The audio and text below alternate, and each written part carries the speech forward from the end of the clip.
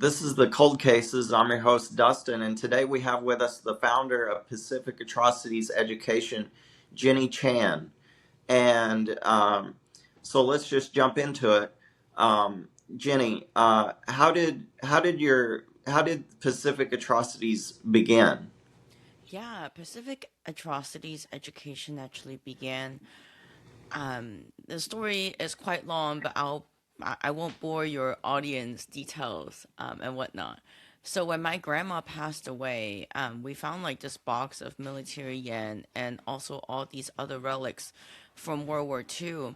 And when she was alive, she was very upset with me watching Japanese anime. Like she'll be okay with me watching Winnie the Pooh and whatnot. But then once like I turn on like Doraemon or like any other Japanese anime, she would get pissed off. And I thought, wow, why is grandma being so racist? And she would then tell me like, oh, the Japanese are very evil. They just don't look it.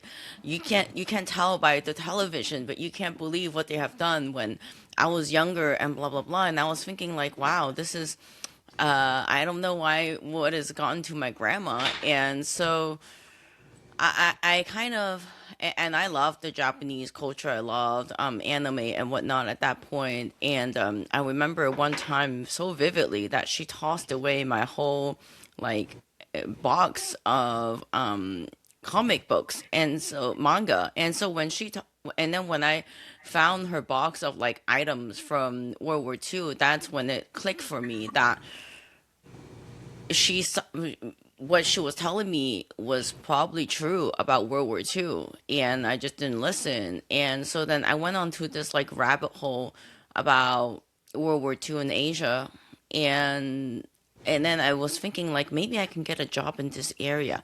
Maybe I can become like an analyst in one of these organizations that do a ton of research, and that did not exist. We couldn't find any. I mean, I couldn't find any nonprofit at the point at that time that talks about World War II in Asia, and so I thought, why don't I start it? And so I started like we started out with like a play, and then I was trying to tell people the story via social media. And at that point, I think Dianne Feinstein was also working on declassifying a lot of the National Archives information. But just because information is declassified doesn't mean that it's already out there in public. Like you need to digitize it. So if not, then it's very selected few people. I feel like it's almost like self-selected people who are going to go to the National Archives.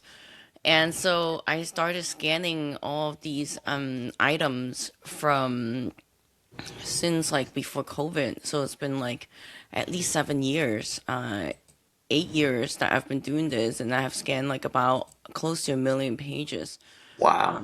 of World War II documents related to Japanese war crimes. Yeah. Have you had a lot of backlash? Because one of the questions I want to ask you is about Roosevelt, and he kind of censored the Japanese atrocities. And I was going to ask you, like, have you had backlash? And then why do you think he kind of censored that? Yeah, so he kind of censored it because he needed people to go to war. And so then, well, he had like, okay, we need to fight Japan kind of like propaganda out there, but at the same time, he censored the worst part of the brutalities, like a lot of the war crimes, and up to be secret after the war, because after Roosevelt, we have also Truman. Truman wanted to build relationship with Japan, and Eisenhower was the one that was president when it was really during the Cold War that basically said, okay, forget it. We can take the war criminal out of Sugamo prison and make him the prime minister. So it's a lot of politicking and incentives behind each decision. And at first, when I first started our organization, I was so naive. I thought that like if we just post more on social media, we just put it out there, people are going to listen. But there are a lot of political reasons about why this chapter of history is more buried than others. And in terms of backlash, we get backlash all the time, like on social media, on our Instagram, Pacific Atrocities EDU. We have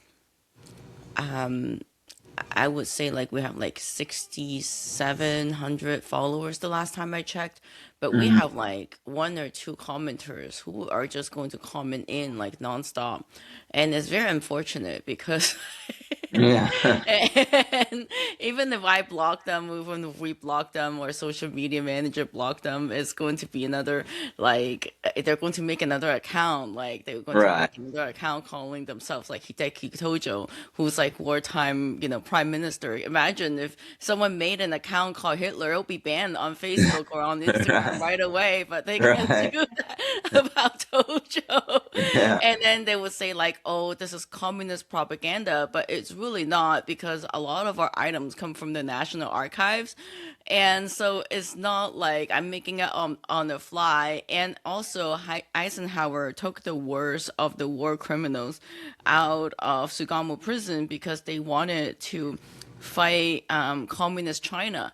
So it's just very interesting to me that like that kind of narrative still exists from Cold War until today. It sounds very complex and everything. Now, one of the questions I wanted to ask you was about Unit 731. I watched you on Redacted and some other podcasts, and I'm very interested in Unit 731. If you could tell the viewers about that. Yeah, so Unit 731 was this biological weapons lab created by Ishishiro, and he noticed that if international community needs to come together to make rules about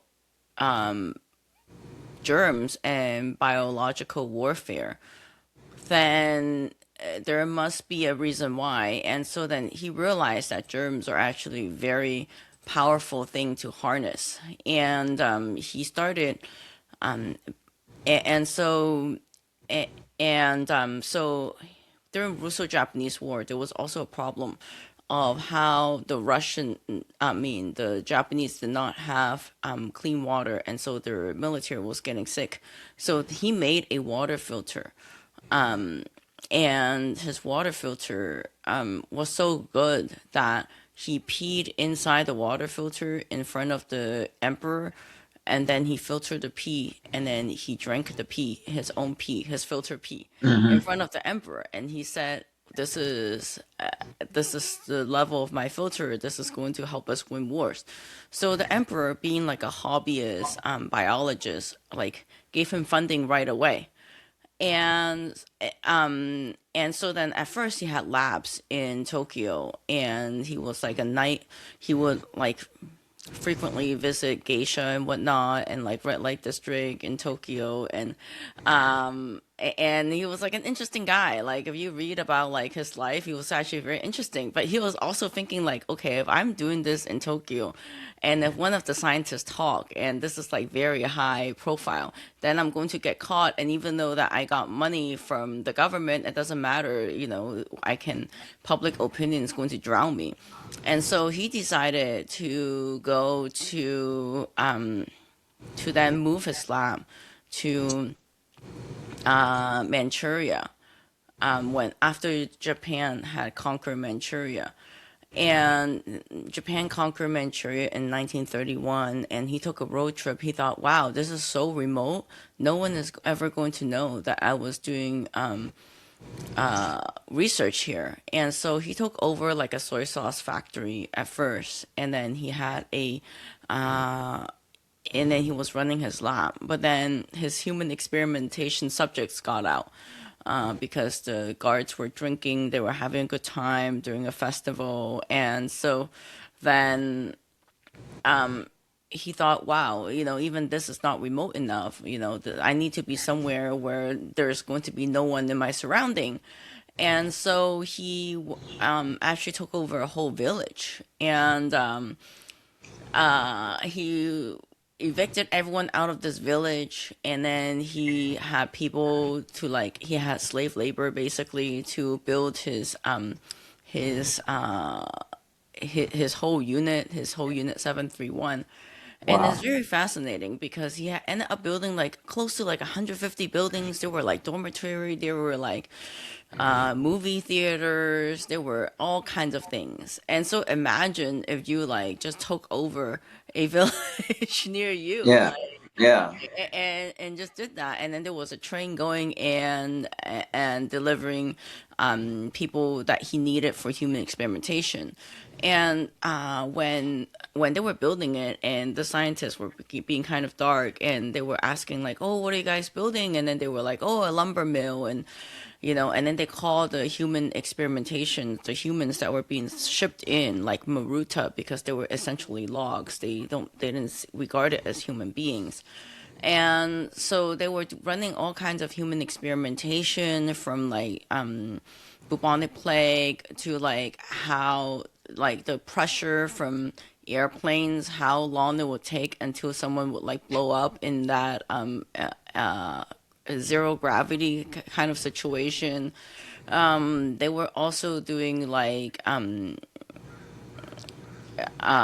they were like doing human experimentation on how to treat frostbite, because Manchuria is so cold that they push everyone out. I mean, the victims outside, and then they just cut the limbs off to see how the cold is affecting their limbs and whatnot. Wow. And they were also doing like syphilis experimentation. And so there were all kinds of human experimentation, and it was like an open secret at the time, because they would publish papers about it, and then the papers would say like, "Oh, Manchurian monkeys, blah blah blah." And people who read the paper knew that Manchurian monkeys meant Humanics. humans, yeah. Yeah. And yeah, it was, and they had like people who were tied to stakes outside, so then Ishishiro can test his latest like ceramic bomb and whatnot. And Ishishiro had his own airplane, and he was in the beginning of the war, I think he had more of like a steel bomb, and then by the end of the war, he had more like a ceramic bomb with fleas inside, so then when it drops, it can basically get out. And he was also incentivizing villagers around him, around the lab, to start breeding rats, so that they can get more fleas out of there. So yeah, they were doing all kinds of human experimentation. And from what I gather recently is that it's not just at one point the scientist community were so into this human experimentation that it wasn't just Unit 731. They were kind of doing it all throughout Japan. We recently interviewed a guy from Unit 1644 whose father was working in one of the biological lab in Nanjing, and he said that there's still a lot of research to be done about what this research actually was. And it's very fascinating because you can see that like there was a whole network of scientists. So then when I was writing into like this kind of dark history, I was thinking like, wow, at what point can society get so dark Yeah. that every scientist is basically working on Yeah. Yeah. human experimentation? Right. And I think I read on your website that there were 12 million Chinese slaves. Is that right? Yes, from the time of Japanese occupation of Manchuria until like the end of it.